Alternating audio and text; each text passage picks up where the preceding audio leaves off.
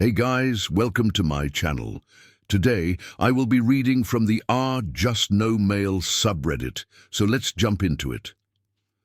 My parents demanded 25K for my sister's IVF, but their years of lies, cruel favoritism and betrayal have finally come back to bite them in the ass.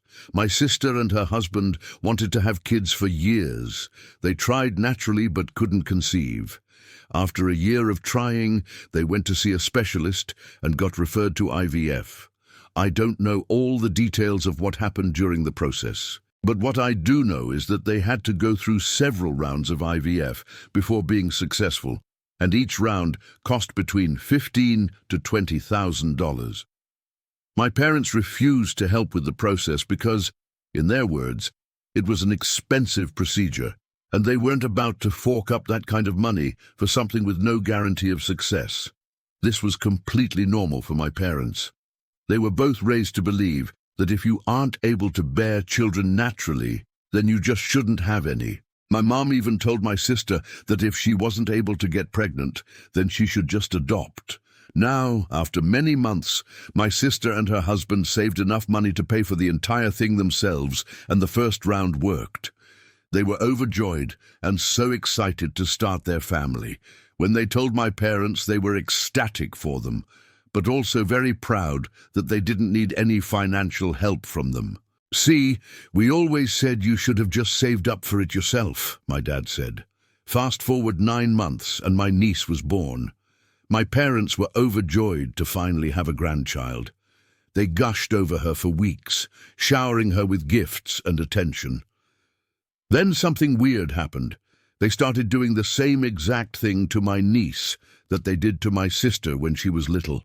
Like when my niece would cry, my parents would tell my sister, "Well, she has to learn how to stop crying or else she won't be able to get married one day." Then they would give my niece back to her parents and say, "Don't let her cry. She can't cry. She'll be an ugly crybaby." They would also tell my sister that having a kid would ruin her body and that she wouldn't be attractive anymore. And then they would proceed to do the exact same thing to my niece. I don't know what they were thinking. Maybe they just like to project their thoughts onto others. But damn, it was weird to watch. I remember talking to my mom about it when I was older, and I told her that there was no reason to talk to my niece like that. And she simply responded by saying that kids are stupid and don't understand things. And then she proceeded to use that as an excuse for why she treated me like garbage when I was a child. This made me really upset because she would literally treat me like I was a baby and not a 12-year-old girl. Whenever I came home from school, she would scold me for being dirty and make me take a bath every single time. It didn't matter if I'd been outside for 2 hours or 10 minutes. I had to take a bath. She also forced me to sit still for hours while she braided my hair, even though I told her that I hated it and wanted to put it in a ponytail. She said that a good little girl sits still for her mother, and that if I wasn't well behaved, she would take away my favorite toys. One time I asked her why I had to sit still when my friends didn't have to, and she responded, "You are a girl, and girls have to sit still and look pretty. Boys can run around all they want because they have to be strong and brave." Ever since I was little, I begged my parents to let me join soccer team or judo class or anything where I could actually exercise. But every time I asked, my dad would yell at me and tell me that those kinds of activities are only for boys. A girl's job is to stay home and take care of the house. You will find a nice boy, get married and have kids. That is what you were born to do, he would say. My mom would always agree with him, even though she was the one who forced me to be a girly girl. When I was 16, I decided that I wanted to move out. I found an apartment and started saving up to move out as soon as I graduated high school. I talked to my dad about it, but he threw a huge fit and told me that I wasn't allowed to move out. According to him, my job was to take care of him and my mom because they were too old to take care of themselves. Then he took away my part-time job because I wasn't contributing enough to the household. I ended up moving out anyway after graduating high school. I couldn't wait to leave that toxic environment. After I moved out, my sister and her husband went to visit my parents, and I went with them because I was still saving up money to move out. We sat down for dinner, and my parents started asking when I was gonna get a boyfriend and start thinking about settling down. I told them that I wasn't ready yet, and that I wanted to focus on myself for a change. My mum got super pissed and started yelling at me. "So you think that you are better than us? You think that you are too good for your parents, you ungrateful bitch?" Then my dad joined in. "We gave you everything, and you treat us like this." I got so pissed off that I stood up and told them that they never gave me anything other than toxicity. I told them that they only cared about having grandchildren, and that's why they were being nice to my sister and her husband. I called them out on their BS, and they didn't like it one bit.